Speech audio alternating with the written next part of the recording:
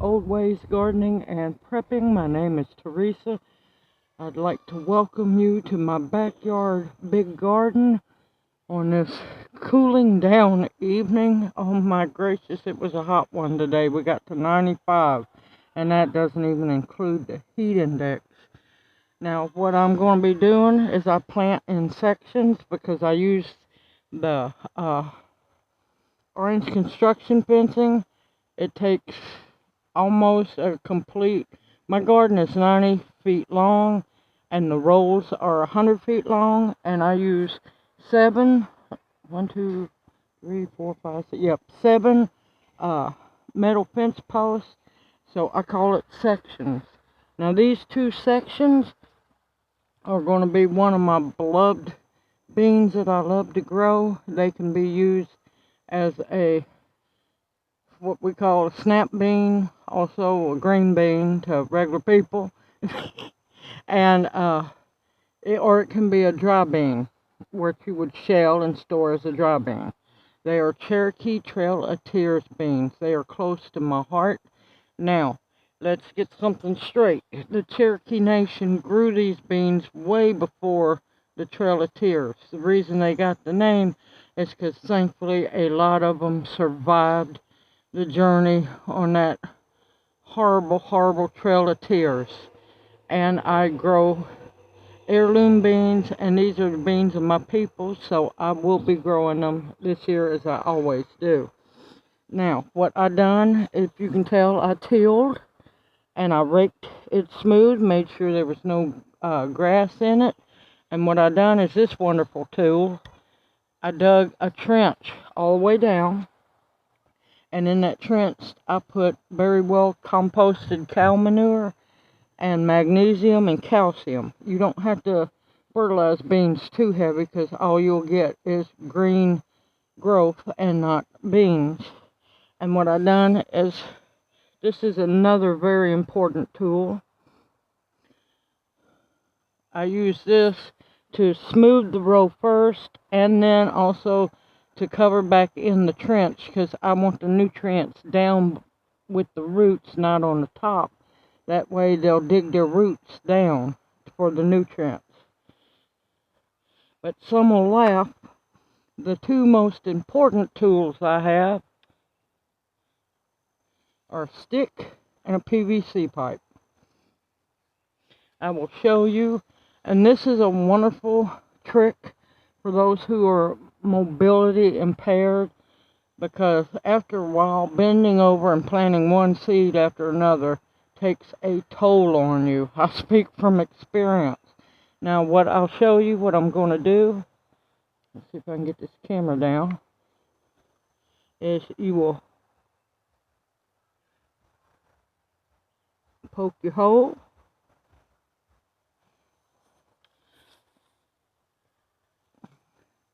put your pipe right over the hole, put your bean in, and it slides right in.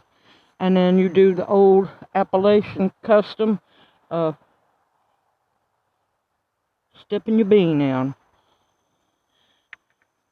It's an old Appalachian custom, and it is said to make your beans grow, or your peas grow wonderfully.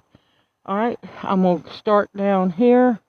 I'm going to pause the camera so I can bring you along with me. Okay, I'm back. These are the beautiful Trail of Tears beans. They are a black bean, but don't mistake them for the black turtle. They're totally two different plants. This is a pole bean. Now, what I'm going to do first is I'm going to poke my holes. Now, if you want to, you can measure on your stick how deep an inch is. I've been doing it so long, I know it by heart, but you can measure an inch, and then that way you can stop when you get to your line, and you'll want to use a Sharpie marker. And I just have to show you how good Vinetopia is doing.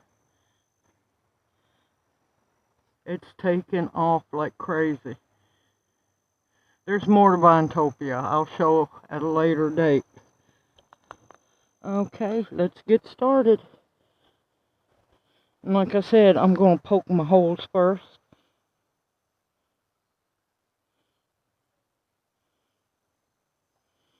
Now sometimes it takes a little longer, but you'll be thankful in the long run.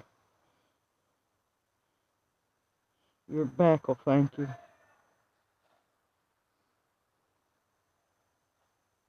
And I put them about every 3 to 4 inches, because I like my pole beans to grow close.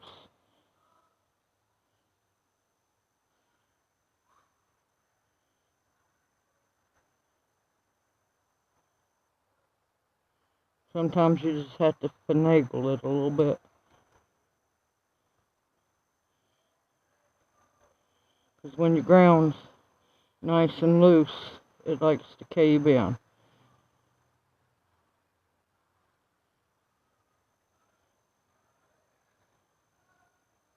I'm looking for a big crop so I can put back a bunch of canned green beans.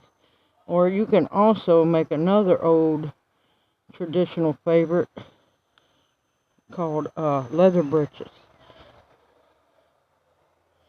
All you do is you take a needle and thread and run you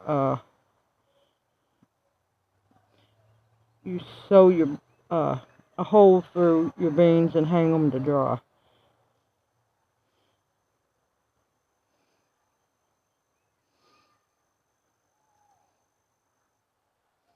Okay, that's enough to show you for now, and here comes the fun part.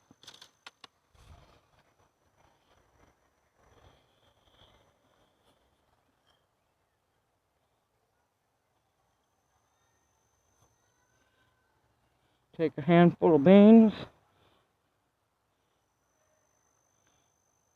and one at a time. Oops, I went a little fast on that one.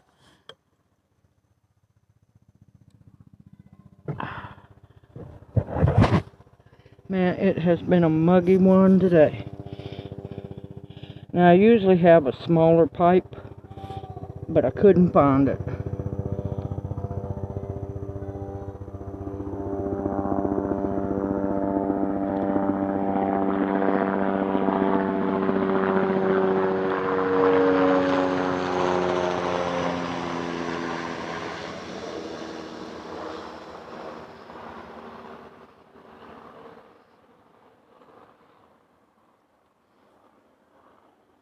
And before I get too far ahead of myself, I want to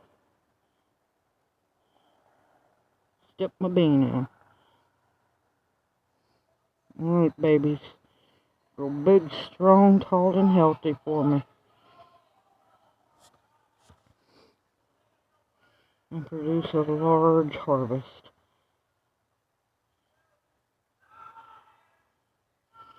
Now, Cherokee Trail of Tears beans are very, very prolific. And they grow very well.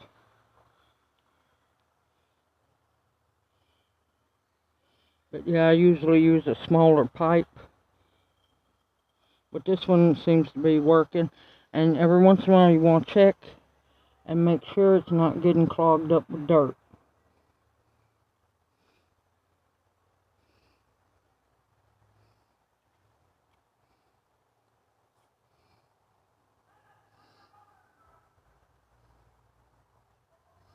Now you don't want to step too hard, but just firm enough.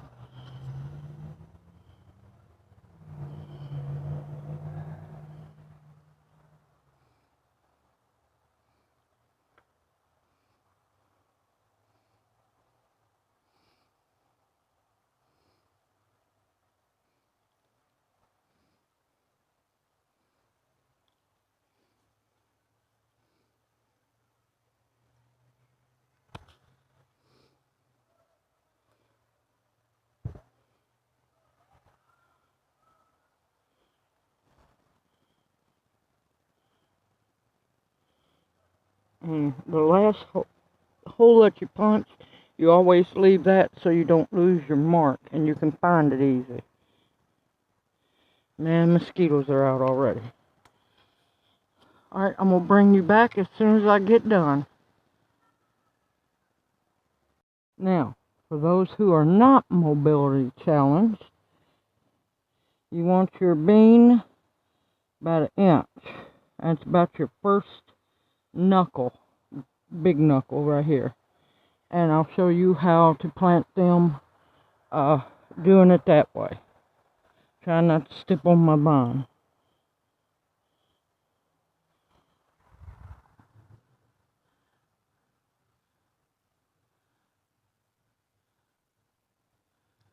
You just poke it in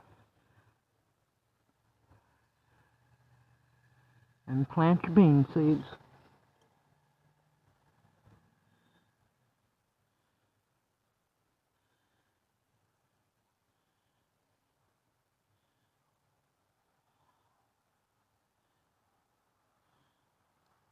And you can still bless them by stepping them in. Alright, looks like I'm going to have to clean out another section. I'll do that here in a little bit. It's a muggy day today, but I'm getting my beans in finally. And then in a little bit I'll be planting my Kentucky Wonder. There we go. That's an old southern favorite. Catch my breath a minute.